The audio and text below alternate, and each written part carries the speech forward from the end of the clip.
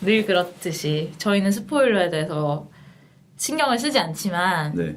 특히 마더 같은 경우는 스포일러 없이는 아무 얘기도 하기 힘든 것 같아요. 아 근데 저는 제가 전에도 얘기한 적이 있는데 스포일러라는 것 자체가 정말 아무 의미 없는 얘기라고 생각을 해요. 뭐 우리가 그걸 얘기한다고 그걸 소중히 생각하시는 분들이 생각을 바꿀 거라고 생각하진 않고요. 네. 대충 이야기 줄거리를 설명을 하자면 일단 이 모든 캐릭터들이 이름이 없죠. 이름이 없고 제니퍼 로렌스는 마더, 하비에르 바르뎀은 힘, 뭐 그 나머지 인물들도 뭐 딱히 뭐 맨, 위맨 이런 식으로 이름이 지어져 있고 이런 게 어떻게 보면 이 영화에 좀 뭔가 상징주의 같은 걸 좀 강화하는 요소인 것 같긴 해요. 네. 그리고 특히 하비에르 바르뎀은 저는 사실 이게 기억이 안 나는데 어떻게 읽었는데 크레딧에 보면 제니퍼 로렌스는 마더가 소문자 마더로 돼 있는데 하비에르 바르뎀은 대문자 힘으로 돼 있어서 아주 직접적으로 신을 연상시키게끔 써놨더라고요. 써놨다고 하더라고요. 아무튼 줄거리. 일단 이건 제니퍼 로렌스 마더의 이야기고 그 제니퍼 로렌스는 중년의 시인 남편과 함께 뭔가 어딘지 모를 정말 외딴 길도 없는 숲속에 덩그러니 있는 집에 살면서 이 집을 수리하고 밥을 차리고 남편이 시를 쓰는 동안 보필하는 그런 역할을 하는 젊은 아내이고요. 이 사람들의 어떤 평온하고 조용한 일상에 어느 날 갑자기 이 시인의 팬이죠. 근데 처음엔 팬이라고도 하지 않았고 어떤 불청객이 찾아오면서부터 이 이야기가 좀 주인공이 예상치 않은 방향으로 흐르는 그런 이야기라고 볼 수 있을 것 같고요.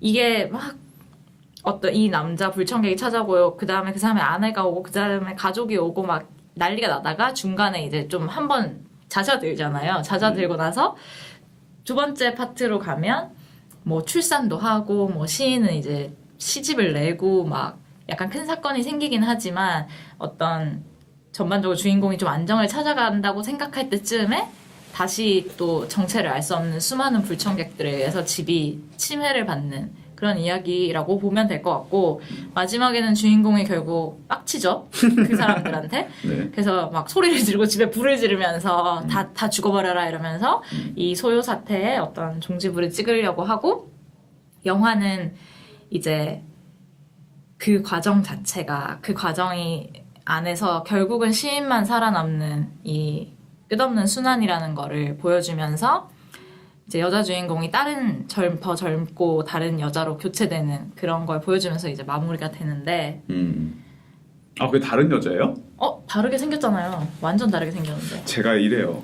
저는 영화를 2번 보셨는데 네 저는 근데 반반이었어요. 근데 그 이 영화가 너무 닮았다고 생각했어요, 솔직히. 비슷하긴 해야죠. 취향이라는 게 있기 때문에.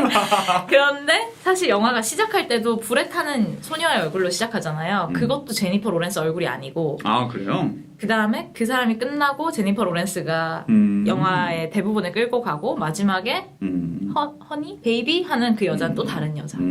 근데 뭐 그거는 사실은 그럼에도 불구하고 일종의 창조물로서의 변주라고는 충분히 생각할 수 있죠. 뭐 사실은 저는 그 배우가 다른 거는 그렇게 클로즈업인데도 몰랐고 그 원석이 다른 건 원석 모양이 다르다는 것만 그냥 생각했거든요. 다른 사람이 만들어낸 원석이라서. 그러니까요. 저는 근데 그게 같은 사람이라도 어차피 완벽하게 같은 결말로 나오지 않을 테니까 결국에는 이 영화를 작품을 만든 얘기로 생각하면 어쨌든 그렇군요. 그 아예 다른 배우였군요. 몰랐네. 그렇습니다. 그것이 어쨌든 시사하는 바도 있겠죠. 다른 사람으로 대체된다는 거. 아무튼 이야기를 짧게 줄이면 이렇고 그 두 번째 파트의 불청객들이 막 난입을 해서 집을 엉망으로 만드는 거는 조금 더 뭐랄까 스펙타클하죠. 네. 약간 무슨 전쟁 난 것처럼 막 스와트 팀도 출동하고 막 사교가 만들어져가지고 막 온갖 막 좀비 같은 사이비 종교인들이 막 뭐 기본적으로 집에 불청객들이 침입하는 얘기라고 할 수 있을 것 같은데요. 뭐 처음으로 이제 침입하는 거는 이제 어떤 노부부인데 그 노부부의 아들 둘이 와가지고 서로 다투다 살인까지 나고요. 그쵸. 그런 다음에는 이제 그들이 물러가는 듯 하더니 이제 와서 장례식을 하기 시작하죠. 그쵸. 그래서 장례식을 하면서 한 번 다시 개판이 나고요. 손님들이 자꾸 와 끝도 없이 와. 그쵸. 손님들이 끝도 없이 오죠. 그래서 결국에는 이 사람들이 집을 개판으로 만들고 파이프가 터지면서 다시 한번 이 사람들을 쫓아내는데 그때 이제 제니퍼 로렌스가 처음으로 소리를 지르죠. 다 나가라고. 네. 게라웃 이렇게. 네, 맞습니다.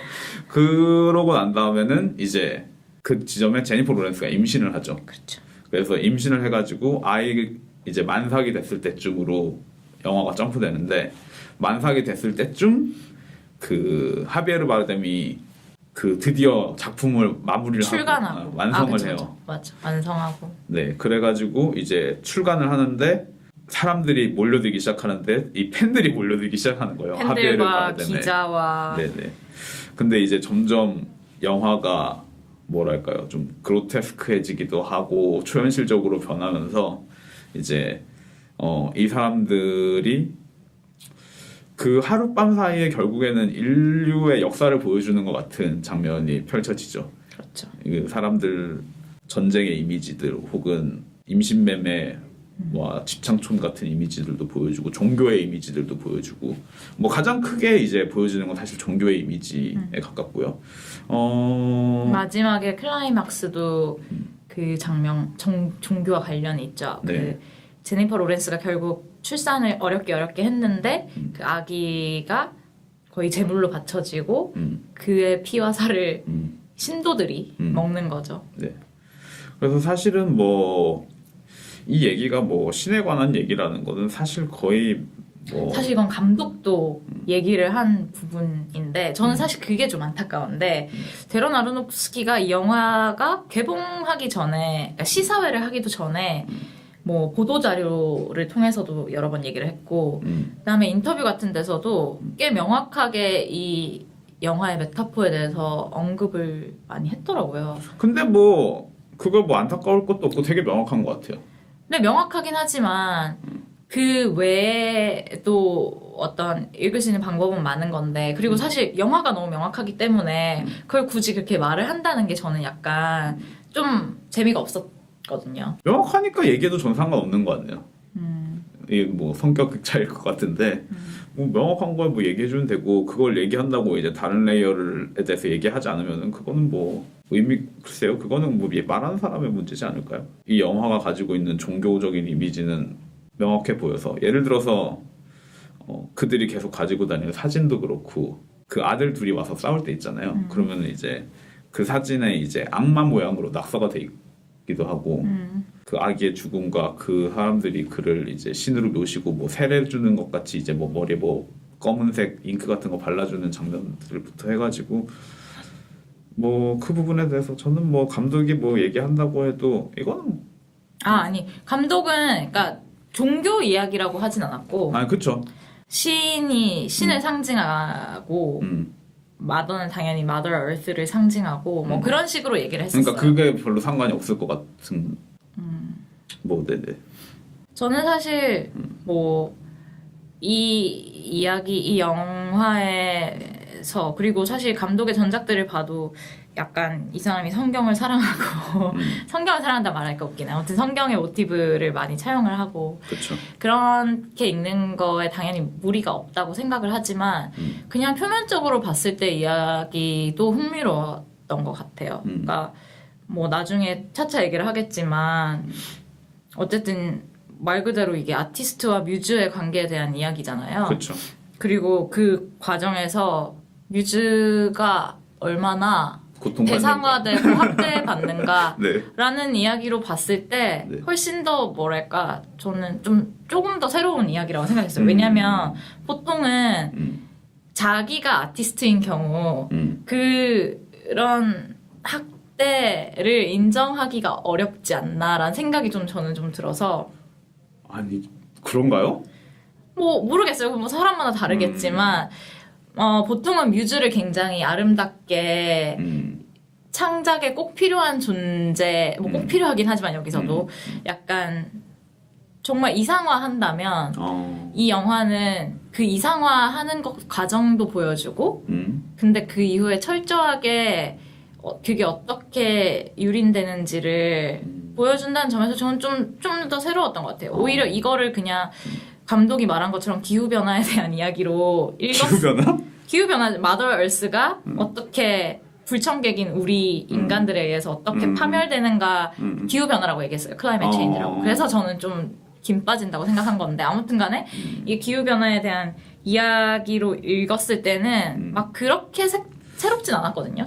저는 그게 뭐 새롭다는 게 아니라 그 레이어를 얘기한다고 해서 그 레이어가 그거 하나만 당연히 얘기할 리가 없기 때문에 별로 문제가 되지 않는다고 일단 생각하는 거고 애초에 그렇게 얘기하면은 저는 뭐 두 가지 얘기 다 식상한 얘기라고 생각하고 지금 처음에 했던 얘기나 두 번째 했던 얘기나 저한테 오히려 이 영화가 좀 재밌다고 생각했던 거는 그 유사성을 어떻게 포개냈냐는 건데 예를 들면은 신이 세계를 창조하는 이야기 그리고 작가가 작품을 창조하는 이야기 이 두 가지를 결부시키는 거는 또 저는 되게 흔하다고 생각을 해요. 혹은 여자가 잉태해서 아기를 낳는 이야기 그리고 그걸 작품으로 낳는 이야기도 뭐 많이 있었던 것 같고 역으로 신이 창조하는 거 그다음에 어머니가 아들을 잉태하는 것도 많이 있었던 것 같은데 이 세 가지를 동시에 포개냈다는 점이 오히려 저한테는 되게 재밌는 점이었어요. 근데 그 포개짐이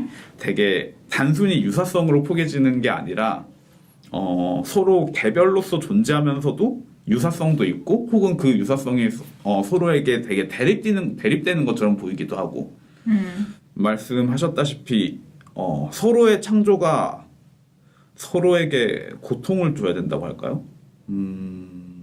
여기서 보면 시인의 창작과 네. 제니퍼 로렌스의 출산 같은 경우에 그런 관계에 있다고 볼 수 있겠죠. 뭐 처음에 시작은 나 임신했어 했을 때 시인이 영감을 받기는 하지만 어쨌든 시인이 창작하는 과정에서 제니퍼 로렌스가 소외감을 느끼고 그런 게 있고 실제로 출산을 하고 나서 가장 소중해진 자신의 창작물인 아기를 어쨌든 시인이 죽이는 결과를 가져오기도 하고 그런 면에서 약간 재밌죠. 약간 대립되는 관계라고도 볼 수 있고. 저는 이제 그러면서 제일 재밌었던 건 결국에는 이 순환의 고리가 이 순환이 되게 명확한 사이클처럼 보이지만 실제로는 그가 만드는 게 무엇인가를 생각하면은 이게 서로가 자리를 약간 뒤바뀌는 것처럼 보이는 면이 있어요. 이 하비에르 바르뎀이 세계를 창조하는 얘기라고 생각을 하면은 시작점과 끝점은 영화의 시작과 끝과 맞닿아 있는 거죠. 세계를 다시 소생시키고 그런 다음에 이제 그 안에서의 고통이 발생해서 세계가 다시 붕괴하는 사이클이 있는데 이거를 이제 다른 사이클로 옮기면은 결국에는 보석의 시작과 끝으로 보면은 그 시작과 끝은 앞에 말하는 그 세계의 시작과 끝의 사이클과는 전혀 다른 사이클이 만들어지는 거죠. 그 보석만 놓고 보면은 그 보석은 붕괴할 때 탄생을 하니까. 그렇죠. 그거는 붕괴할 때 탄생을 하는데 문제는 그게 부서지는 거는 그 훨씬 이전에 일어나는 일이. 그렇죠. 훨씬 이전에 일어나는 일이잖아요. 그래서 그 사이클이 명확하게 일치하지 않는다는 점이 오히려 저한테는 되게 재밌는 점이었어요. 만약에 이걸 만들기 위한 것도 아니고 사실은 이게 오히려 순환을 위한 것에 가깝다는 생각이 드는 거죠. 만들기 위한 것이 아니라는 게 무슨 말이죠? 제 말은 하비에르 바르뎀은 인간들이 그 결정을 부술 거라는 것을 알고 있었다는 얘기죠. 그리고 그 결정이 부서지는 것은 결국에는 인간들이 하지 말라는 짓을 해가지고 하지 말라는 짓을 해서 오는 건데 그 인간들이 결국에는 그 집에 와서 부시기 시작하는 거고 그러면은 그 결정의 붕괴는 실제로는 세상의 종말을 통해서 새로운 결정이 생성되지만 새로운 세상이 시작된다고 세상이 근데 시작되면서 어쨌든 이게 또 부서질 게 이미 예정되어 있다는 건가요? 그렇기도 하고요. 제 말은 그게 끝과 끝이 일치하지 않는다는 거죠. 첫 번째로는 끝과 끝이 일치하지 않고 결국에는 이 결정을 부시는 이유 자체도 사실은 새로운 세상을 만들기 위해서 부시는 거라는 거죠. 그러니까 그 결정에 대해서 일단은 가장 먼저 생각해 보게 되는 것 같아요. 근데 그 결정이라는 게 결국에는 제니퍼 로렌스의 심장에서 나오는 것이기도 한데 결국에는 이제 그녀가 지배 심장이기도 하고. 예, 그쵸. 그 지배 심장이기도 하고 그리고 어찌 보면 그녀의 분노와 고통으로 인해서 잉태된 또 다른 아기이기도 하고 그런데 그 보석을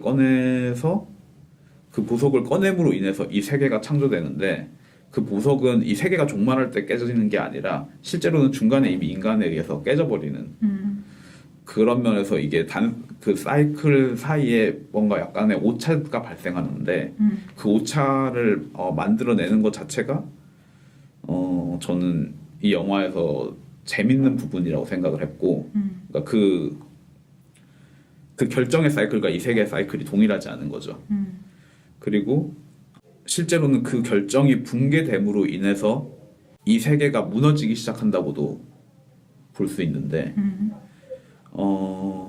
그 세계의 무너짐이라는 것은 여러 가지 생각이 드는데 이렇게 지금 제가 이 얘기를 굳이 하고 싶지 않았는데 가장 먼저 드는 생각은 그 결정의 붕괴가 결국에는 이 얘기를 자꾸 신화로 치환하게 되는데 약간 선악과 같은 느낌도 있죠.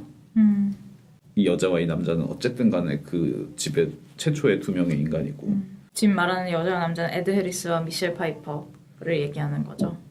노부부. 일단은 딴 얘기를 할까요?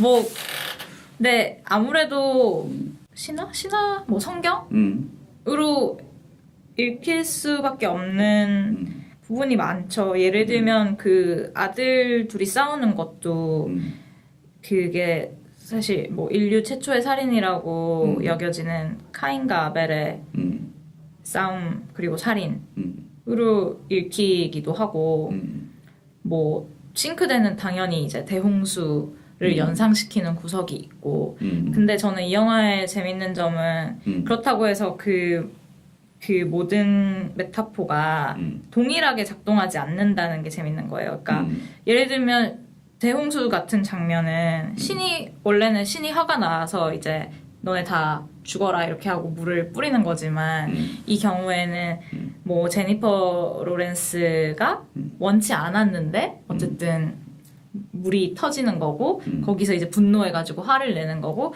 약간 이게 어떤 상징으로 읽으려고 할 때 그 상징들이 일부러 이 조금씩 미끄러지게 만들어졌다는 느낌이 좀 있었어요. 그래서 네. 그게 재밌는 거죠. 그러니까 이거 약간 인셉션을 봤을 때 비슷하다는 느낌을 받았는데 약간 다를 수 있는데 인셉션은 조금 더 뭔가 완결성을 추구하는 그런 영화인데 뭔가 이렇게 좀 해석할 만한 그럴싸한 재료들을 엄청 던져놓으면 이제 계속 얘기를 하고 생각을 해보게끔 하는 거죠. 근데 이 영화 마더 같은 경우는 이게 이거구나, 이게 저거구나 라고 매칭을 하기 시작했을 때 안 맞는 부분들이 계속 발생을 하고 역할이 계속 바뀌고 그런 게 그냥 재밌는 것 같아요. 그래서 이게 약간 호불호가 갈린다면 호라고 생각하는 사람들은 그런 재미를 좀 느끼는 것도 없지 않다는 생각이 들었어요. 이게 결국엔 유사성으로 시작한 작업이고 이 이야기를 구성함에 있어서 그 성경적인 요소는 그냥 기본적인 플롯으로 깔려 있는 거고 그 다음에는 사실은 이제 근데 저는 이게 뭐 플롯이라기보다 그냥 모티브인 것 같아요. 각 시퀀스들의 모티브라는 느낌은 드는데 이 이야기 자체는 성경보다는 진짜 그냥 아까 말한 것처럼 인류사에 더 가까운 거죠. 그렇다는 생각이 들어요.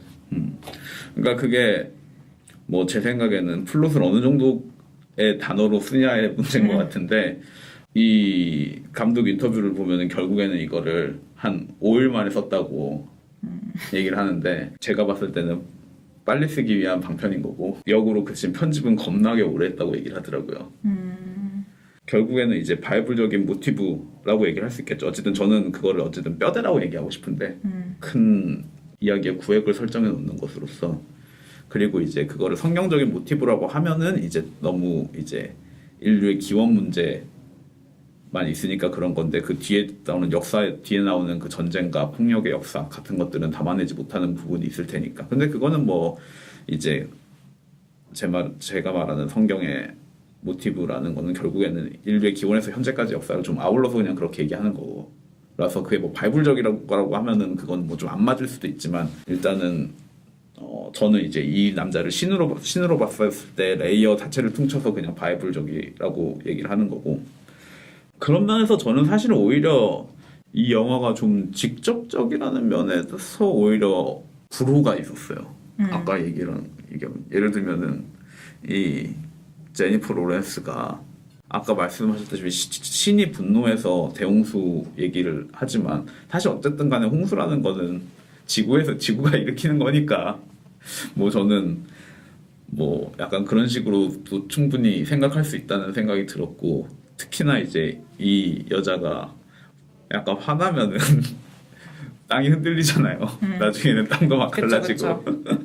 왜냐면 집이니까. 네네. 자기가. 그쵸. 뭐 직접적으로 대사로 나눴죠. 너는 집이야 하면서. 아 그런가? 네네네. 저 사실 본 지가 좀 돼가지고. 네. 아니 뭐 그리고 뭐 이 여자가 말하는 게 기본적으로 나는 이 집을 유토피아로 만들고 싶어라고 맞아요. 얘기하면서 이렇게 집을 가꾸는 사람이고 뭐 그런 면에서 보면은 사실은 여기에는 오히려 그런 시선도 좀 담겨 있고요. 사실 뭐 물리 하시는 분들이나 뭐 이런 분들이 이제 저는 별로 그렇게 생각하지 않는데 인간과 자연을 좀 나눠서 생각을 한다면은 자연만 돌아가는 걸 보면 이 세계가 얼마나 아름답게 돌아가고 있는가를 얘기하면서 우주로 나가면은 그 유명한 말 있잖아요. 당신이 우주에 가본다면은 신의 존재를 믿을 수밖에 없을 거라고. 뭐 그런 그 우주 비행사가 했던 말인가 그런데 그런 시선도 좀 담겨 있고 제가 지금 약간 혼란스러워서 그냥 약간 딴 얘기를 하자면은 그런 면에서 데런 아론노프스키는 제가 느끼기에는 기본적으로 양극단의 평을 즐기는 사람에 가까운 것 같아요. 이것도 뭐 완전히 순전히 가정인데 저는 데런 아론노프스키가 라스 폰 트리에랑 비슷하다고 항상 느끼거든요. 약간 관종 같은 그런 건가요? 아, 네. 맞아요. 이런 단어를 써서 죄송하지만 네네. 사실은 저는 약간 그런 의미로 말하는 거긴 하고 실제로 좀 스타 감독이라고 볼 수 있죠. 예를 네. 들면 다른 유명 감독과는 좀 뉘앙스가 다르잖아요. 스타 감독이라는 건. 그래서 뭐 인터뷰 같은 것도 이 사람이 하는 걸 보면은 이제 인터뷰 좀 되게 많이 해요. 그렇죠. 많이 하기도 하고 거기서 좀 뭐랄까 사회자의 역할을 막 훔치기도 하고 막 관객한테 난 관객한테도 뭐 뭐라고 얘기할 때도 있고 그리고 사실은 스타일도 제가 봤을 땐 좀 라폰트리에랑 유사한 측면이 좀 있고요. 그러한 면에서 저는 또 마더라는 이 영화가 이 사람이 진짜 겁이 없구나라는 생각을 하게 되는 영화인 것 같아요. 그러니까 라폰트리에 영화도 사실은 이제 겁이 없구나라는 생각을 할 때가 좀 많이 드는데 이 사람들이 서로 좀 왔다 갔다 하는 면이 있어요. 왜냐하면 너무 겁 없이 저지르다가 이제 좀 세련되게 만들어야겠다라는 생각으로 좀 세련되게 만들었다가 다시 또 겁이 없어졌다가 약간 이런 요소가 있는데 예를 들어서 마더 같은 영화는 정말 와이드한 샷이 없죠. 물론 이제 중간중간 집을 보여준다거나 그런 장면이 있긴 하지만 기본적으로 이제 뭐 위에서 집 같은 거 보여줄 때 되게 아무것도 없고 그런 걸 보여주기 위해서 쓰긴 하죠. 네네. 그래서 이 제니퍼 로렌스라는 여자 자체만 사실 계속해서 비추고 있는 영화고 얼굴 꽉 차게. 네네. 제니퍼 로렌스의 얼굴을 보여주거나 제니퍼 로렌스를 뒤에서 따라가거나 아니면 제니퍼 로렌스의 어깨를 걸고 엄청 따라가요. 무슨 일이 있나 그러니까 스토커예요 카메라가 제니퍼 로렌스에. 물론 이제 우리가 지구를 벗어날 순 없으니까 그쵸. 어쩔 수 없는 거긴 한데 아니면은 이제 시점샷이거나 뭐 어쨌든 간에 거의 뭐 종류가 그렇게 많지는 않은 것 같아요. 그런 식으로 그녀를 계속 따라가고 있고 그리고 실제로 여기서 제니퍼 로렌스가 가장 감정이입할 만한 인물이기도 하고요. 이 미친 세상에서 제일 뭔가 상식적이라고 생각되는 인물이죠. 네. 그래서 기본적으로 우리가 제니퍼 로렌스랑 좀 동일시를 하는 측면이 강한데 동일시할 수밖에 없어요. 네네네. 다른 사람은 보여주지 않기 때문에. 네네. 그런 면에서 근데 저는 이 영화가 다시 그 상징으로 돌아왔을 때 좀 재밌는 구석이 있다고 생각을 하는 것 같아요. 왜냐면은 제니퍼 로렌스랑 동일시를 하면서 결국에 타자화 시키는 게 결국엔 인간이라는 생각을 했을 때는 우리가 어떻게 보면 이 영화는 우리가 지구와 동일시를 함으로 인해서 인간을 타장시키는 영화다. 인간 혐오를 불러일으키는. 뭐 그런 생각이 드는 영화기도 하고. 근데 사실 이론적으로는 그래야 하는데 네. 그렇다고 해서 이 영화를 본다고 해서 진짜 인간들 왜 저래라는 생각은 좀 잘 안 드는 게 왜냐면 이게 사실 뭐 그 노부부 파트까지는 어떻게 이거를 현실적인 세상에서 일어나는 일로도 볼 수 있겠지만 뭐 아니라는 힌트가 너무 많긴 하지만 근데 끝으로 갈수록 이거는 더 이상 리얼리즘의 범위를 벗어난 이야기가 되잖아요. 그리고 실제로도 뭐 많은 장치들이 이 이야기를 메타포로 읽어라라고 하고 있기 때문에 이게 결국은 저는 뭐 이거를 되게 교훈적으로 읽었을 때 우리가 지구를 이렇게 망쳐놨구나라고 생각할 수 있겠지만 실제로는 그거를 좀 그냥 이용해서 재밌는 난 이렇게 재밌게 생각해봤어 정도에서 좀 그치는 느낌이 살짝 있긴 하더라고요. 뭐 저는 그거는 열려있는 부분이라고 생각해요. 뭐 도나 헤러웨이가 SF를 보면서 사이보가 돼야겠구나라고 생각했던 것처럼 진짜 뭐, 모든 거는 뭐 어프로프리에이션인데 네.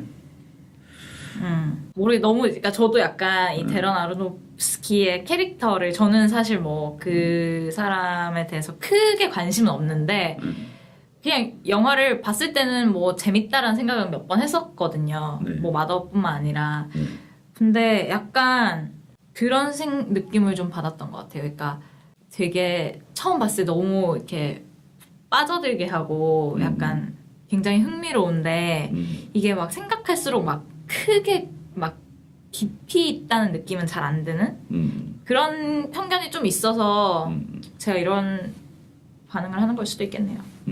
깊이가 없어 보인다고 느끼셨다면 그거는 오히려 정말 그 좀 명확성의 문제가 아닐까. 아까 그런 것도 좀 있는 것 같긴 네네. 해요.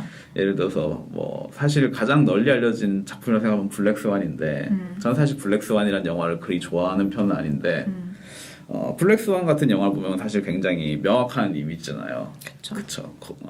거울 이미지고 욕망에 의해서 자신을 또 다른 자신에게 잠식당하는 이야기고 라는 생각이 드는데 그럼에도 불구하고 저는 이제 블랙스완이랑 연결시켜서 이 영화를 생각했을 때 이 영화 자체가 일종의 거울이라는 생각이 드는 면이 없지 않아 있고 이 영화 자체가 무엇의 거울이라는 거죠? 세계의 거울이죠. 세계에 대한 거울이라는 면이 있고 그리고 이 영화 자체가 안에서 던지고 있는 질문들 그래서 이 사람들은 도대체 누구야?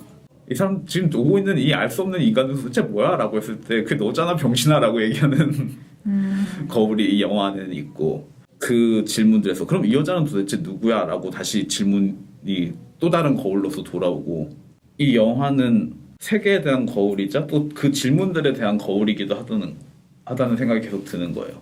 이 오는 사람은 도대체 누구야? 라고 했을 때 다시 그럼 이 집은 도대체 뭐지? 이런 약간 반복되는 거울처럼 무한히 반복되는 거울 이미지처럼 결국에는 그 질문이라는 것들이 사실 뭐 그렇게 썩 대단한 질문이라는 생각까지는 저도 안 들긴 하는데 그럼에도 불구하고 이 영화가 이 상황을 보여주면서 결국에는 그 질문에 대한 답을 하나씩 주잖아요.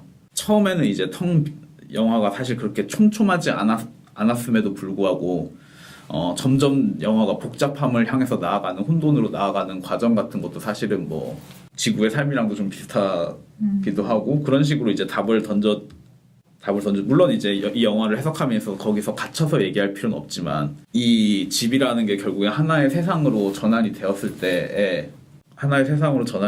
때 생기는 이미지는 결국에는 되게 거울처럼 무수히 많은 근데 그 거울이 일종의 단면의 거울이 아니라 프리즘처럼 다방향으로 뻗어나가는 거울 같다는 생각을 하게 하는 영화라는 생각이 드는 면이 없지 않아 있고요.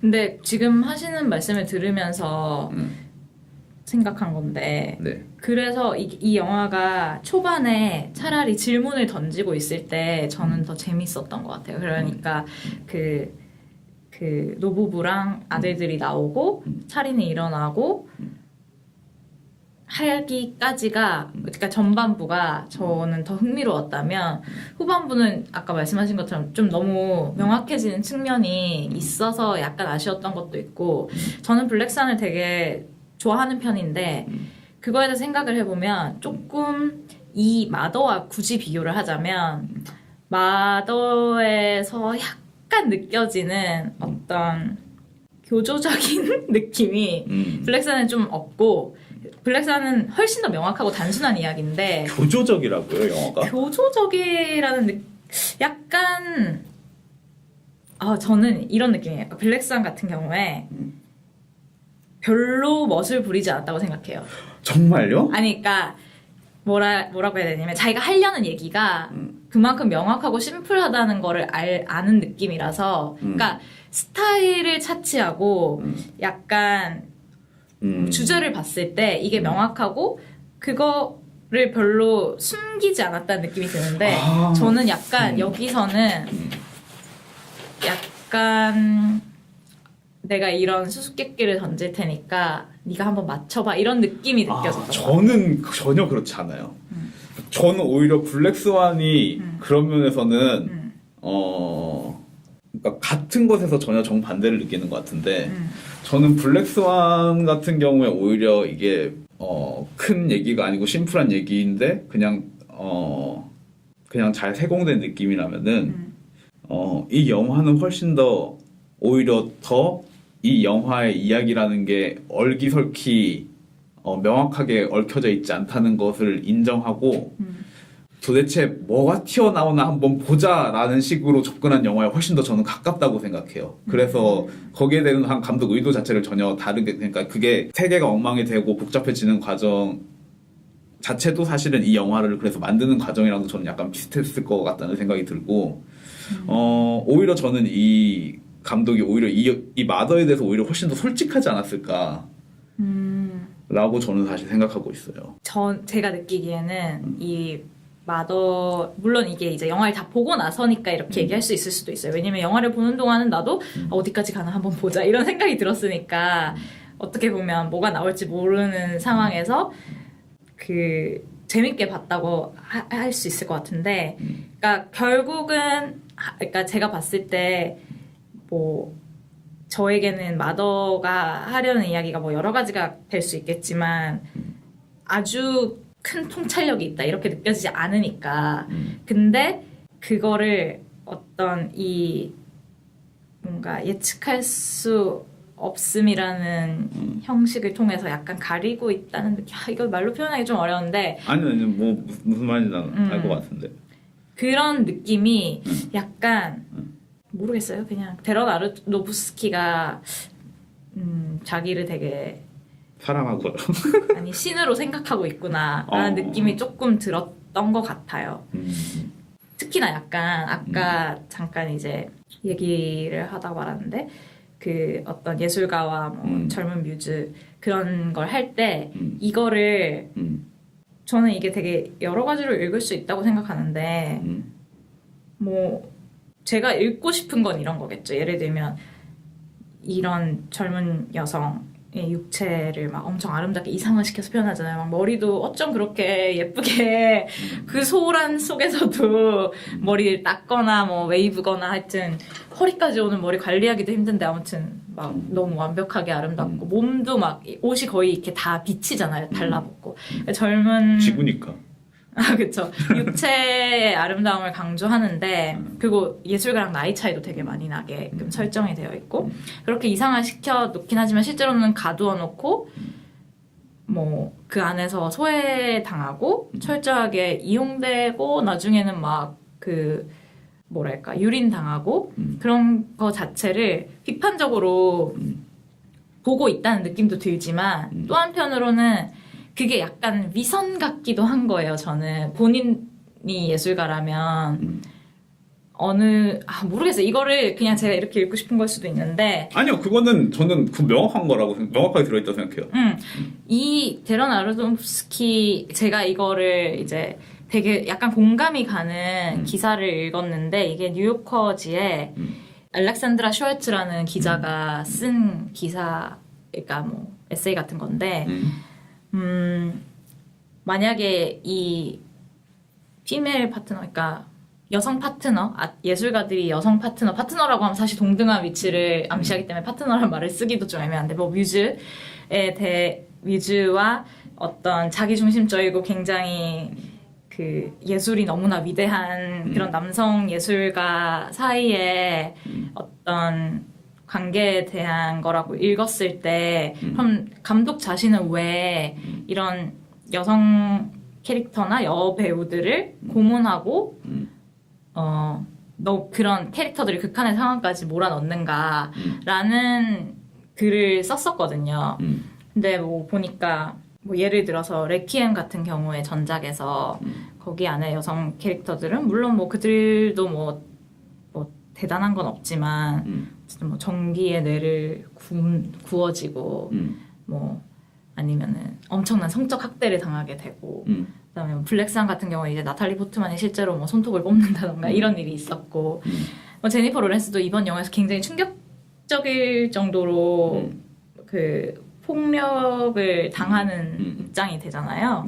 뭐 그런 걸 봤을 때 이게 뭐 어디까지를 표현의 수위로 봐야 될지도 사실 좀 애매하고 이분이 그런 표현을 썼는데 제니퍼 로렌스가 유일한 정상인 캐릭터잖아요. 네. 그래서 그것 때문에 벌을 받는다라는 표현을 썼거든요. 그래서 그냥 이 부분이 좀 뭐라 해야 되지? 자기가 뭔가 여기서 그리고 있는 걸 자기가 그대로 재현하고 있는 게 아닌가라는 생각이 좀 들어서 저는 근데 그대로 재현하고 있고 저는 그게 미덕이라고 사실 약간 생각하는 자신에 대한 비판? 그런 느낌으로? 뭐 자신에 대한 성찰일 수 있겠죠. 저는 그게 지금 말씀하신 부분이 명확하게 의식적으로 들어가 있다고 사실 약간 생각하는 편이거든요.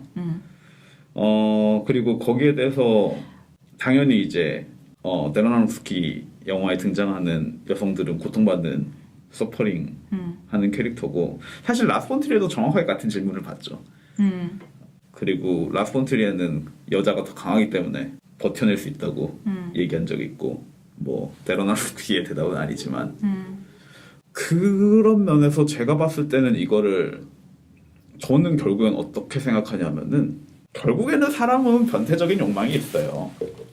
기본적으로 자학하는 걸 좀 좋아하는 면이 있고 제가 봤을 때는 무슨 얘기를 하고 싶은 거냐면은 유사함으로 봤을 때 신이 이 집에 지구라는 집에 인간을 초대해서 이 혼돈을 만들어내는 것 자체의 행동 혹은 예술가가 자신의 작품을 위해서 이야기를 행동하는 행동 혹은 주변 사람에게 하는 행동이라는 게 결국에는 어떠한 한 맥락에서는 고통을 집어넣음으로 인해서 거기서 어떤 원석 같은 거를 결정 같은 거를 추구해내는 과정인 거잖아요. 그래서 이 신도 결국에는 이 인간들을 초대하고 이 집을 박살낸 이유가 사실은 그 제니퍼 로렌스 안에 있는 그 결정을 꺼내기 위해서 그런 거고 그리고 이제 근데 그러면은 변명에 가까운 거네요. 변명에 가깝다고요? 뭔가 자학이라고는 하지만 자학이 사실은 어떤 창조를 위한 거다라는 식으로 기결이 된다면 변명에 가까워지는 거고 그 과정에서 그 창조물을 아름답지 않은 것으로 보게끔 한다면 약간 반성이 되는 거라고 생각을 한다면 쉽게 도식화해서 예를 들면 하지만 둘 다죠. 그 안에서 예를 들어서 내가 이 고통받는 이야기를 이 이야기를 만들면서 내가 예를 들어서 작가라고 가정을 하고 그 안에서 고통받는 사람에 대한 이야기를 쓰면서 뭐 이게 제가 소설가로 쳐요. 그래서 이 소설을 써냈어.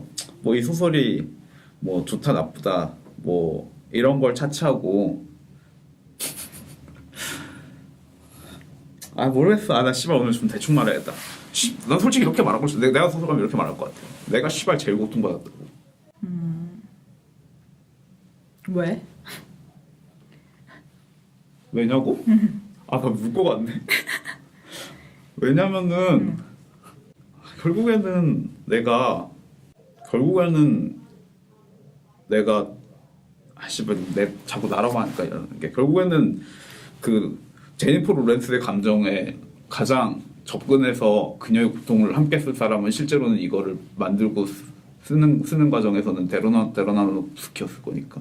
무슨 말인지 모르겠어요. 그러니까 그 말은 알겠는데 거기서 그러면 데로나로스키가 가장 고통받았다라는 얘기를 하는 게 이 영화에서 얘기하는 것과 감독의 태도에서의 어떤 불일치라고 볼 수는 없겠네요. 근데 이거를 어떻게 바라보느냐의 차이겠죠. 영화에서 취하는 태도가 뭔지를 어떻게 바라보느냐에 따라서 좀 다르겠지만 저에게는 이게 약간 불일치로 보이고 뭐 그런 거예요. 하비에르 거기에 바르 대해서는 그 원석이 부서졌을 때, 뭐 그러니까 이게 그러니까 이게 미친 사람처럼 보일 것 같아요. 미친 사람처럼 보일지도 모르겠지만 결국에는 신이 이 세계를 만든 행위나 아니면은 뭐 작가가 작품을 쓰는 행위나 이게 결국에는 아기를 잉태하는 행위와 가장 달랐던 거는 이들은 평화로운 상태를 바라지 않았던 거고.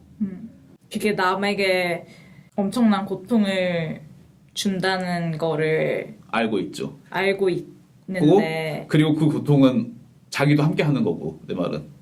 그러니까 저는 그게 이유가 되지 않는다고 생각하는 거예요.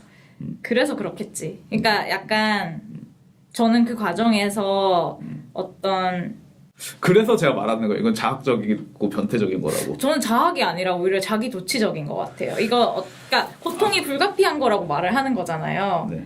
그리고 나도 고통을 겪으니까 라고 얘기를 한다는 거는 아무런 상관이 없는 이야기로 저는 보이는 거고 그게 어쩌면 창작자와 아닌 사람의 차이일 수는 있는데 그리고 뭐 그렇기 때문에 뭐 모르겠어요. 저는 사실 뭐 예술이 중요하긴 하지만 저는 맞는 비판인 것 같아요. 맞는 비판인 것 같은데 결국 변명을 하자면은 결국 세상이 그래. 그렇죠. 그리고 사실 제가 좋아하는 수많은 어떤 예술 작품들, 그림이던 뭐 영화든 뭐가 됐던 그런 것들이 또 어떤 고통이 없었다면 안 나오리라는 것도 알지만 그냥 모르겠어요. 저는 이 영화를 보면서 약간 불편했던 게 그런 약간 도취적인 감정? 사실 자학을 한다고 하지만 사실은 거기에 대한 도취가 있다는 느낌이 그러니까 저는 그래서 그 자학적이고 변태적이라고 말한 게 그 자학을 좋아하기 때문에 그게 도취적이고 변태적인 거죠. 저에게 자학은 좀 더 가면에 가까운 느낌. 그래요? 별로 진짜 별로 자학한다는 생각은 저는 안 들었던 것 같아요. 그러니까 나는 이런 면도 알고 있어. 라고 얘기하는 느낌? 뭐 이거는 뭐 저의 개인적인 느낌이니까 뭐 증명할 수 없는 거고 그냥 제가 삐딱하게 보는 걸 수도 있는데 근데 뭐 라스폰티레나 데로나로스키는 겉으로 봤을 때 좀 그래 보이긴 하죠. 그래서 살짝 이런 점이 모순적으로 느껴진 부분이 있고 어디서 누가 뭐 블로그인지 뭐 어딘가에 쓴 걸 봤는데 이 영화를 그 데로나로스키의 전처인 레이첼 바이스가 본다면 어떤 기분일까라고 써놓은 걸 봤는데 되게 재밌더라고요. 그냥 둘이 비슷한 생각을 할 수도 있을 것 같고 뭐 아무튼 재밌었어요. 그게. 그리고 사실 제니퍼 로렌스랑 데이트하는 게 화제가 됐었잖아요. 네.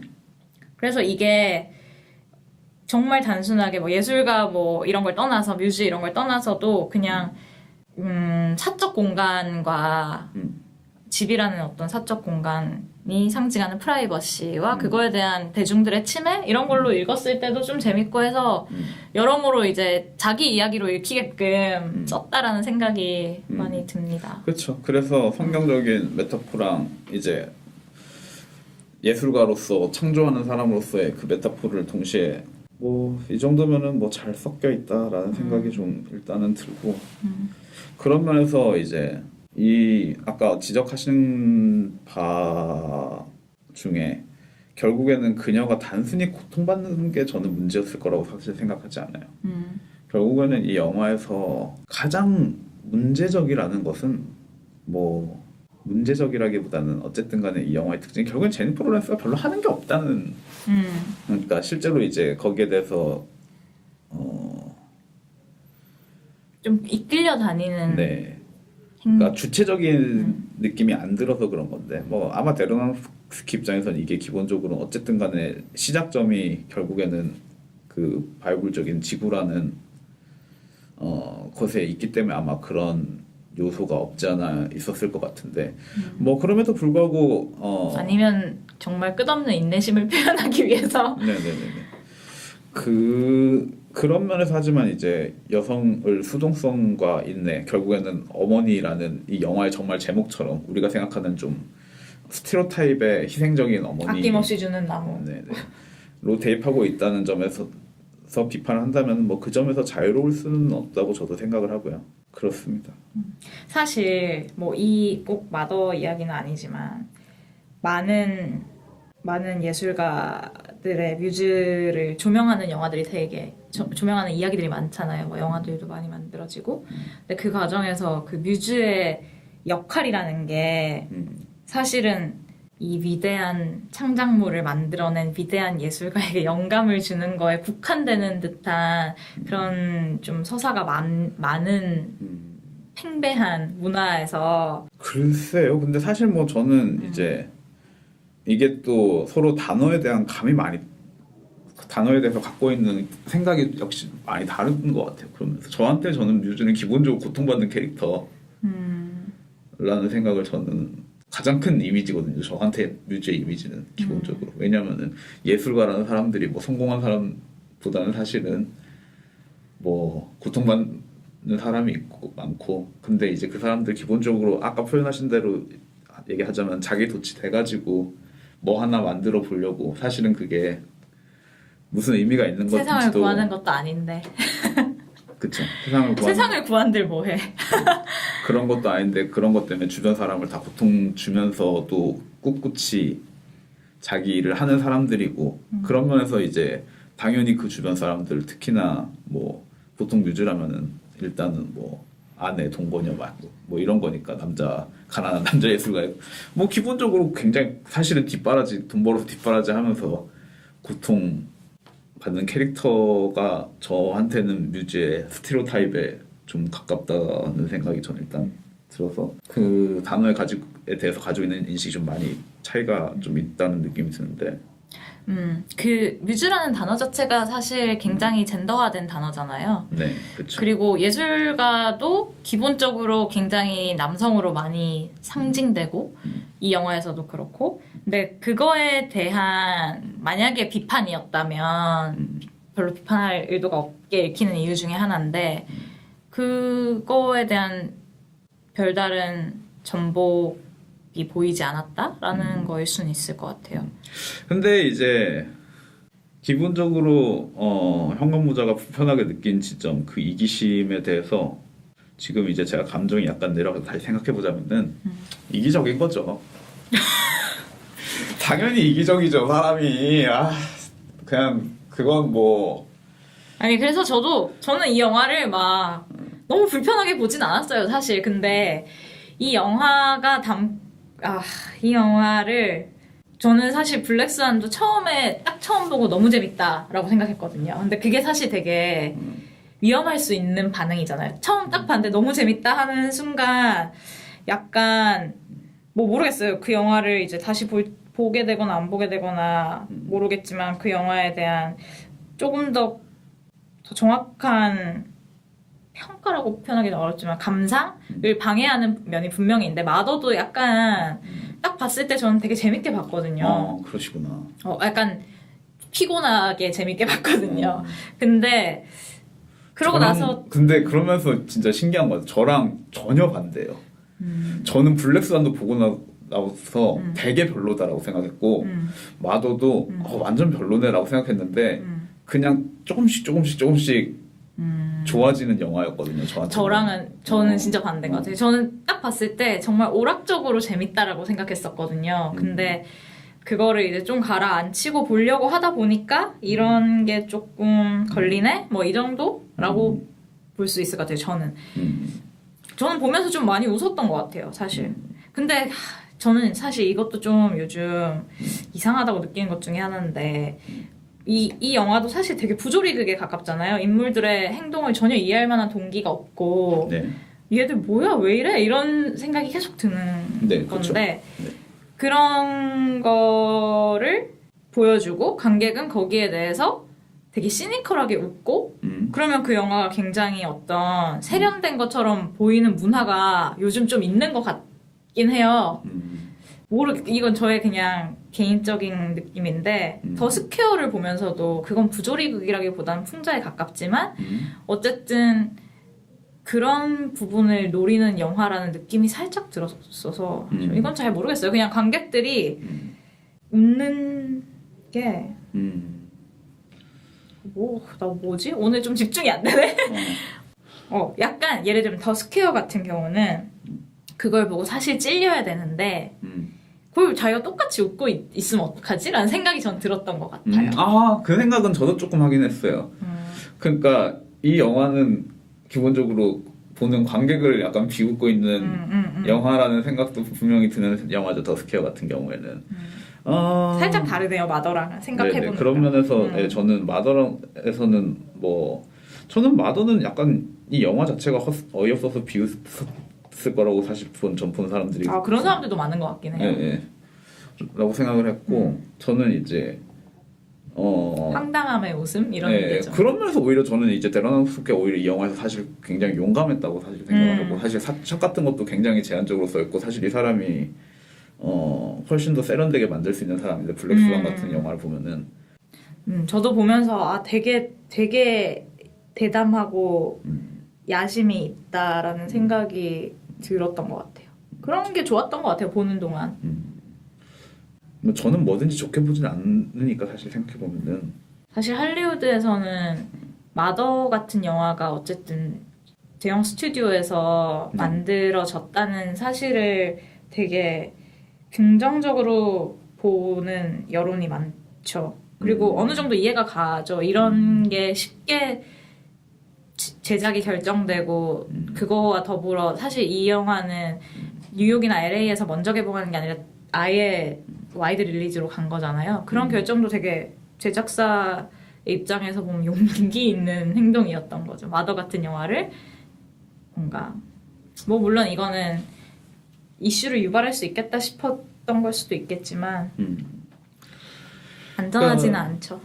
그런 면에서 이제 데러나노프스키가 가지고 있는 이미지라는 거는 그 종교적인 이미지가 결국에는 굉장히 자기 구원에 가까운 이미지라는 생각이 들어요. 그리고 결국에는 개인적인 취향이랑 얘기하자면은 어떻게 다른 사람까지 구해요. 자기 구원하기 바쁜 거지. 일단은 그런 생각이 들고 그런 의미에서 이제 제가 개인적으로 데러나노프스키의 레슬러를 제일 좋아하는데 그 레슬러 자체가 사실은 이제 자기 구원에 관한 이야기거든요. 그 과정에서 결국에는 만나는 여자라든지 버려졌던 딸이라든지 이런 주변인 사람들은 고통만 겪을 뿐이죠. 거기에는 형광모자가 말했던 것처럼 굉장히 자기 도취적인 면이 분명히 있을 거예요. 근데 뭐라고 말해야 될지 잘 모르겠는데 그거를 나도 알고 그게 내가 가슴이 아픈데 근데 나는 이기적인 사람이라서 미안하게도 이런 방향으로밖에 나아갈 수가 없어. 저는 오히려 이렇게 얘기를 하면 그건 되게 뭐랄까 굉장히 좋은 이야기라는 생각이 들거든요. 근데 저에게 마더가 그런 영화가 아니었다는 느낌인 거죠. 그러니까 뭐랄까 제가 좀 힘들어서 잠깐 쉬었고요. 이렇게밖에 할 수 없어. 미안해. 이런. 근데 이거 나 헛소리했네. 근데 저는 약간 저의 이야기에도 약간의 어떤 모순까지는 아니지만 조금 그런 걸 느꼈는데 뭐냐면 제가 마더에 대해서 약간 자학의 탈을 쓴 자아도취라는 식으로 그게 어쨌든 뭔가 예술 창작의 과정에서 뭔가 타인이든 자신에게든 어쨌든 고통을 가하는 거를 아무튼 그건 자기가 고통받는다는 거랑 별로 상관이 없다라고 얘기를 했는데 상관이 없이 어쨌든 간에 뭔가 반성이 필요하다는 식으로 제가 얘기를 했는데 사실 그게 뭐 꼭 맞는 말은 아닌 것 같고 제가 아까 필름 워커라는 다큐멘터리 얘기를 하면서 그 사람 레온 비탈리라는 사람도 사실 뭐 그 사람은 철저히 뭔가 되게 이타적이라고 사람들이 볼 만한 행위를 한 거죠. 자기 커리어를 막 내다 버리면서까지. 근데 또 반대로 그 사람의 자식들 인터뷰가 나오거든요. 자식들의 삶을 보면 그렇게 좋게만 기억하고 있진 않아요. 아빠에 대한 기억이 별로 일단 없고 아빠는 항상 전화기를 붙들고 살았고 아빠랑 큐브릭이 뭔가 촬영이 잘 된 날, 뭐 아니면 편집이 좋았던 날, 뭐 뭔가 좋은 일이 영화 만듦에 있어서 뭔가 좋은 일이 있었던 날은 우리한테도 그게 좋은 날이 됐고 그게 아닌 날은 굉장히 살얼음판 같은 날이 되고 뭐 그런 얘기를 하는 장면이 나온단 말이죠. 그러면 사실 아이들의 삶에 어느 정도 영향을 끼친 거잖아요. 특히 안 좋은 방향으로. 근데 어쨌든 그 사람의 행동에서 내가 감동과 숭고함을 읽어내기도 하잖아요. 그런 면에서 이거는 뭐 방식의 차이일 수도 있겠고 뭐 모르겠어요. 어려운 뭐, 문제네요. 말씀하신 것처럼 물론 반성이 필요하죠. 반성이 필요하지 않은 게 어디 있겠어요. 근데 어찌 보면 이 영화가 가지고 있는 그 유사성, 그 신과 창작자를 빗댄 것에 대한 근데 이 유사성만큼이나 가지고 있는 갭에 대한 느낌일지도 모르겠다는 생각이 들어요. 신 같은 경우는 어쨌든 좀 더 절대자니까 자꾸 이제 이 신을 얘기하다 보니까 저는 이게 자꾸 레슬러가 어쨌든 떠오르는데 아마 제가 데런 아로노프스키 영화 중에 레슬러를 가장 좋아해서 그런지도 모르겠는데 그 개인이 가지고 있는 한계와 신이 가지고 있는 한계는 명확하게 커다란 차이가 있으니까 여기서의 그 하비에르 바르뎀 캐릭터가 가지고 있는 오싹함이라는 게 있잖아요. 개의치 않고 자신에게 주어진 길을 달려가는 것에 대한 오싹함이 있고 이거는 이제 개인으로 돌아왔을 때도 그런 사람들에게서 오싹함을 느끼는 것은 마찬가지이기도 한데 그만큼이나 레슬러에서는 하지만 그 사람에게 주어지는 고통들이 그 사람의 행동을 좀 더 이해시켜주는 근거 같은 거를 좀 제시하는 면이 있다면은 이 영화는 일단은 제니퍼 로렌스의 고통에 좀 더 초점이 맞춰져 있기도 할 뿐더러 하베르 바르뎀이라는 그 절대적인 권력자의 존재가 그러한 십자가를 짊어지고 있는가에 대해서는 아무래도 상대적으로 신이라는 또 다른 메타포 때문에 훨씬 더 드러날 수 없는 일종의 이 영화의 취약점으로서 작용할 수 있겠다라는 생각이 일단은 현관모자 얘기를 들으면서 제가 든 생각이었고요. 그럴 수 있겠네요. 약간 뭐 관점에 그 영화마다 취하는 관점의 차이일 수도 있고 뭐 그렇습니다. 또 뭐가 있을까요? 좀 가벼운 얘기를 하자면은 이 영화는 음악이 별로 없어요.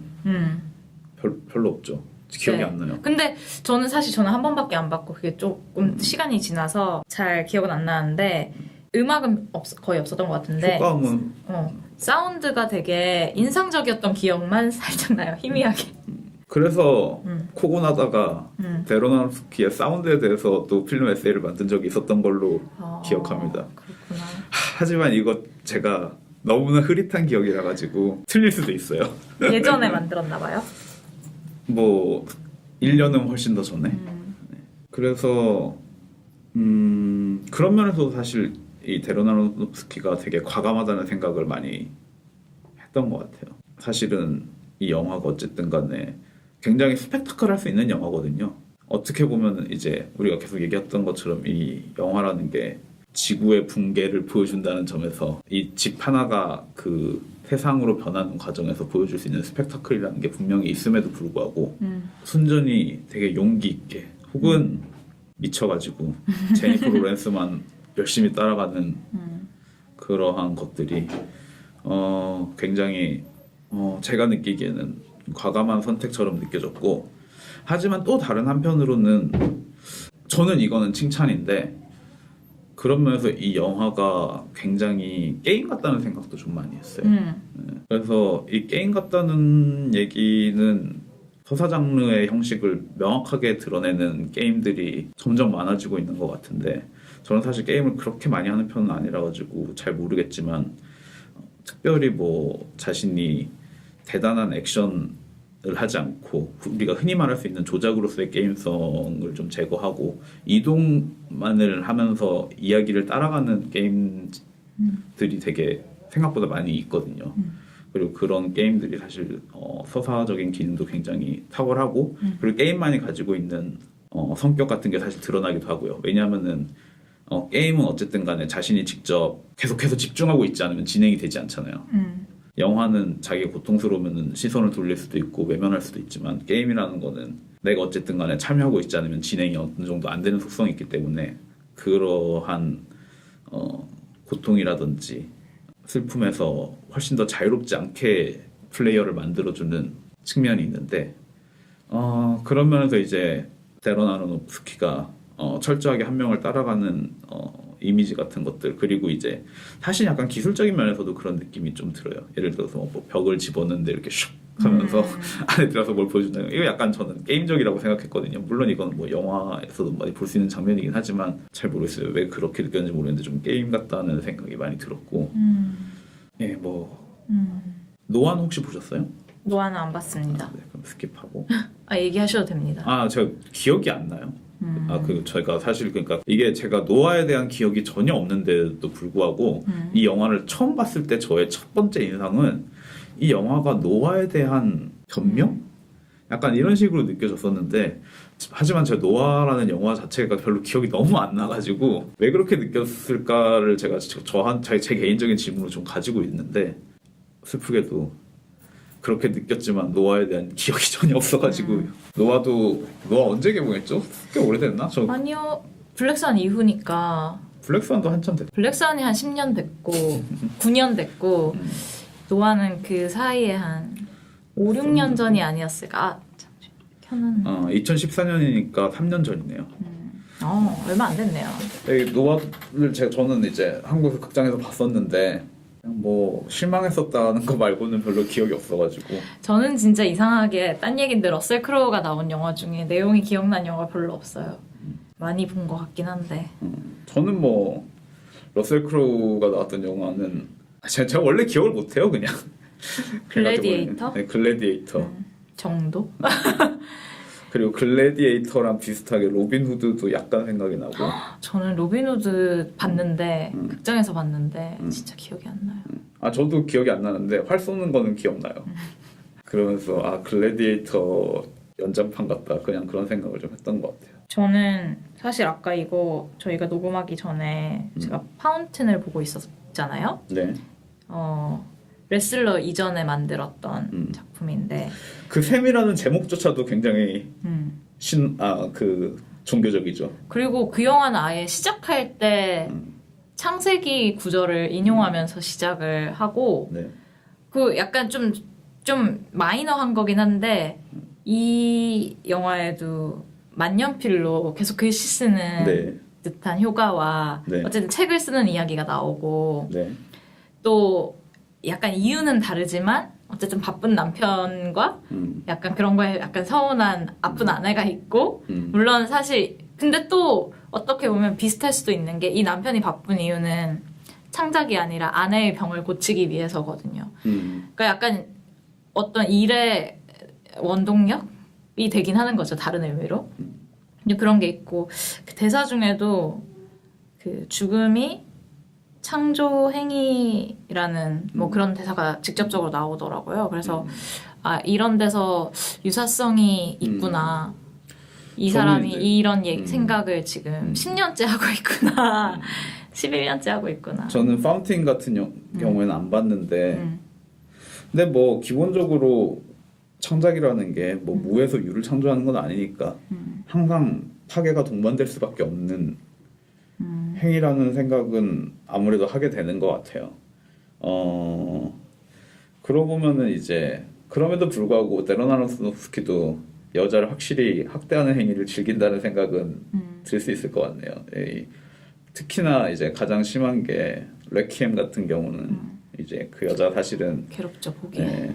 몸을 팔게 되는 이유 자체도 사실은 이제 돈을 구하려고 그 남자친구가 제 기억이 좀 흐릿한데 그 남자친구 캐릭터가 거의 반쯤 권유하는 그쵸. 지 않나요? 그죠? 우리 이 돈만 있으면 부자 될 수 있어. 그러니까 뭐 종잣돈만 있으면 마약을 크게 한탕 팔아서 이제 다 뜰 수 있어라고 하는데 이제 처음에는 그런 식으로 시작을 했지만 뒤로 가면서는 자신이 약물에 중독돼서 약을 구하려고 뭐 몸을 팔게 되기도 하고 근데 그게 단순히 막 그냥 몸을 파는 게 아니라 굉장한 성적 학대와 구경거리가 되는 식으로 가죠. 네. 그래서 그러면서 기본적으로 이 사람이 레퀴엠에서는 확실히 이제 몰락에 가까웠다면은 레슬러 같은 경우에는 그 몰락이 결국 몰락하는데 그 몰락에서 구원을 찾는 이야기가 되고 블랙스완도 사실은 그렇게 보면 몰락하는 이야기죠. 그쵸. 네. 네, 그쵸. 그거는 이제 몰락과 함께 약간 다른 의미의 성취가 있는 네. 더 모르겠네요. 그럼 어쨌든 그런 면에서 계속 이 사람의 영화는 그 집념과 몰락을 동시에 같은 걸로 보는 것 같기도 해요. 섞어내는 뭐 그런 면에서 연결고리가 좀 보인다는 생각은 드네요. 그렇습니다. 뭐 대충 됐나요? 네네 뭐 대충 된 것 같아요. 뭐 그런 면에서 파운틴 얘기가 잠깐 나와서 그런데 결국에는 이 영화에서도 보면은 구멍이 생기잖아요. 그 집에 바닥에 네, 그 살인을 통해서. 그 살인을 통해서 그러면 이제 그 구멍 같은 경우에도 사실은 근데 이제 그 구멍이 살인을 통해서 생겨난 구멍이라서 이자 또 흘러내리는 이미지 같은 것들을 보면은 이제 그리고 그 피가 흘러내리고 그리고 그 밑에 성기의 있는 상징 네네. 같이 보이죠. 네네. 여성의 성기의 네네. 상징. 그런 면에서도 파운틴이랑 이런 제목이랑도 약 때문에 그런 거 떠오르기도 하고. 그쵸. 그 어쨌든 바닥에 난 구멍에서 계속 피를 흘리는 게 되게 직접적인 것 같아요. 그러면은 추천 영화? 네 마더는 여기까지 얘기하는 걸로 하고요. 혹시 너무 우울했을까 걱정되네. 저는 우울한 것보다 저희가 무슨 소리 하는지 야, 뭔 소리 하는 거야? 라고 생각하실까봐 살짝 걱정이 되지만 어쩔 수 없어요. 네. 이게 그런 영화라는 생각도 들고 우리가 네. 생각이 정리를 잘 못한 것도 있고 뭐 그런 날도 있는 거죠. 네. 여러분. 추천 영화 뭐 먼저 하시겠어요? 추천 영화 저는 뭐 좀 그냥 특별히 고민 없이 정했는데요. 제가 이 영화를 전에도 여기서 얘기한 적은 있는 것 같은데 추천은 안 했을 거예요. 케빈 인 더 우즈. 추천은 안 한 것 같습니다. 네, 케빈 인 더 우즈를 일단은 추천하고 싶고요. 가장 큰 이유는 집이라는 고산에 세계를 담았다는 면과 종교적인 면에 가까울 것 같아요. 결국에는 이제 이 영화를 얘기하면서 결국은 계속해서 창작에 대한 얘기를 했는데 케빈 인 더 우즈도 결국에는 창작과 종교에 관한 이야기고 결국에는 이제 그리스의 그 비극 대회가 사실은 그런 거잖아요. 그 제이잖아요. 디오니소스를 향한 뭐 그런 면에서 그런 알레고리를 되게 공포 영화로 가져와 가지고 재밌게 엮어냈다라는 생각이 드는 작품이라 가지고 그냥 케빈 인 더 우즈가 생각이 나서 케빈 인 더 우즈를 추천드리고 싶고요. 뭐 이 감독이 사실은 기본적으로 이 감독도 작가 출신이라 가지고 뭐 다른 작품들을 많이 썼는데 그냥 저는 그 중에서도 어쨌든 본인이 연출했던 케빈 더 우즈가 제일 인상에 남는 작품이었던 것 같고 다른 작품이 뭐 있었는지 갑자기 기억이 안 나네요. 별로 근데 뭐 대단한 건 없어요. 뭐 드라마 같은 경우에는 로스트 같은 거를 했던 것 같기도 하고 뭐 그 외에 다른 약간 공포 영화에 가까운 영화들을 좀 했었는데 제 기준에서는 크게 뭐 기억에 남는 작품은 없는 걸로 봐서 언급 안 해도 되지 않을까 싶네요. 뭐 어쨌든 제 추천작은 케빈 인 더 우즈입니다. 좀 느낌은 많이 다르지만 저는 저야말로 정말 생각 없이 정한 것 같은데 이 영화 마더의 티저 포스터가 로즈마리 베이비를 맞아요. 오마주했잖아요. 네. 패러디인지 오마주인지 뭐 근데 저는 보면서도 특히 좀 초중반부까지 굉장히 로즈마리 베이비가 많이 생각났었는데 뭐 여러 가지 모티브가 굉장히 많이 겹쳐요. 일단 그 너무나 사랑하는 남편이 내 편이 아니라는 불안감, 뭐 그런 아내의 불안감 그런 것도 있고 또 출산에 대한 어떤 불안과 공포 이런 것도 있고 주변 인물들이 아무리 이 주인공 아내가 아무리 무슨 소리를 해도 말을 도무지 쳐먹지를 않아요. 그런 어떤 거의 부조리에 가까운 그런 느낌도 있고 또 실제로 이제 출산 이후에 바로 아이를 빼앗겨서 그 다른 군중들이 아이를 막 숭배를 다른 의미지만 어쨌든 숭배를 한다는 점이나 이런 게 굉장히 많이 겹치는 모티브라서 보는 내내 좀 생각이 났었고 이 영화도 마더라는 영화도 우리가 이때까지 여러 가지 메타포를 얘기를 했지만 출산에 대한 공포, 불안? 그러니까 그런 것도 좀 있는 것 같았어요. 특히 뭐 마더라는 이름 자체가 직접적으로 어쨌든 아이를 갖고 있는 여성을 의미하잖아요. 네. 그런 면에서 이 영화의 전면에 등장하진 않았지만 제니퍼 로렌스가 애초에 약간 불임은 아니고 남편이 별로 아기를 갖고 싶어 하지 않는데 자기는 갖고 싶어 하고 뭐 그랬던 것도 좀 생각이 나고 뭐 그냥 그리고 생각해보니까 로만 폴란스키 감독은 비교할 수 없지만 데런 아로노프스키랑 어쨌든 여성을 상대로 범죄를 저지른 약간 갑자기 생각이 나네요. 뭐 네. 최근에 네 번째 여성이 어큐즈를 고소하셨어요? 고소를 하셨더라고요. 네. 영화 얘기가 끝났는데 잠깐 다시 지금 로즈마리 베이비 얘기를 하니까 생각이 나는데 결국에는 이 영화에서 아기는 결국 어떤 존재였을까요? 물론 이제 그 살점이 뜯어서 그 대중에게 먹힌다는 점에서는 이제 뭐 흔히 말하는 이제 예수께서 내 살을 받아 먹어라 물론 그거를 가장 먼저 떠올리게 하는 부분이지만 뭐 그 점을 차치한다고 치면은 지구로에게 결국엔 베이비란 무엇이었을까라는 생각이 갑자기 드네요. 왜냐면 이게 결국엔 마더와의 그 대치점인 단어이기도 하고 이 영화가 어쨌든 간에 마더라는 제목을 가지고 있고 그런데 이제 이 영화의 시작과 끝은 또 명확하게 베이비라는 대사로 시작하고 영화가 끝나잖아요. 갑자기 그 생각이 나는 것 같아요. 결국에는 이게 어쩌면 네. 가장 고귀한 종류의 인간이었을 수는 있을 것 같아요. 근데 범상한 99%의 인간들에게 먹히는 운명인 거죠. 그냥 헛소리였고요. 아니 뭐 재밌네요.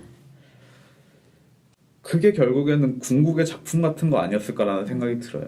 결국에는 존재할 수 없는 뭐 여러 가지 가능성이 있겠죠. 네, 그러면은 다음 작품은 이걸로? 블레이드 러너로 그냥 할까요? 블레이드 러너가 곧 네. 개봉을 하니까 네. 그리고 아니 지금 뭐 난리가 났어요. 이런 거 위험한데 어쨌든 미리 본 평론가들의 엄청난 찬사를 받고 있고 대부분이 다 오리지널 영화보다도 더 만족스럽다라는 식으로 얘기를 하고 있어서 궁금해졌어요. 이걸로 할까요? 네네. 사실 다른 후보가 있긴 했는데 스노우맨? 아니 스노우맨은 아직 개봉을 하려면 좀 기다려야 그렇구나. 되고요. 네. 그게 아니라 이 컴즈 앤 나이트가 개봉을 해서 아, 그거를 할까 하는 생각도 없지 않아 있었는데 블레이드 러너를 먼저 하고 이 컴즈 앤 나이트를 해봐도 뭐 상관없을 것 같긴 하고요. 뭐 그러면은 이 컴즈 앤 나이트가 금방 내려갈 것 같긴 하지만 그래서 사실 순서를 바꿔볼까 잠깐 생각했었는데 뭐 블레이드 러너를 먼저 하죠. 블레이드 러너를 먼저 하고 네. 그 다음은 이제 개봉 일정을 좀 봐서 정하는 것으로. 네. 그러면은 다음 영화는 네 블레이드 드니 러너. 빌레브의 네. 블레이드 러너 2049. 네. 또 더 미래로 밀어놨어요. 네. 역시 사이파이는 올 수 없는 미래, 퓨처리티에만 존재하는. 뭐 그러게요. 그거 보니까 갑자기 그 얘기 생각나네. 퓨처리즘. 어쨌든 새삼 블레이드 러너의 그 원작이 배경이 2019년이라는 게 되게 기분이 이상하더라고요. 뭐 2012 원더키드도 있고요. 그러네. 네. 2001 오디세이도 있었네요. 생각해보니까. 네네 뭐 그런 세상을 우리는 살아가고 있습니다. 네, 역시 미래는 영원히 오지 않는 것으로. 아니죠. 미래는 이미 와 있죠. 디스토피아로서. 그건 퓨처리즘. 퓨처리티는 오지 않는 것. 그러니까 제가 이거 녹음하면서 할 얘기는 아니지만 제가 말하는 거는 기본적으로 퓨처리즘에 왜 네거티브함을 전제하고 있잖아요. 그 자체가 그냥 이미 농담거리라는 거죠. 제가 봤을 때는 미래에 대한 건데 아니 뭐 어쨌든 뭐 중요한 얘기는 아니고 다음 영화도 정해졌고 네 저희는 또 2주 후에 찾아뵙겠습니다. 전 영화 시작해서 이만.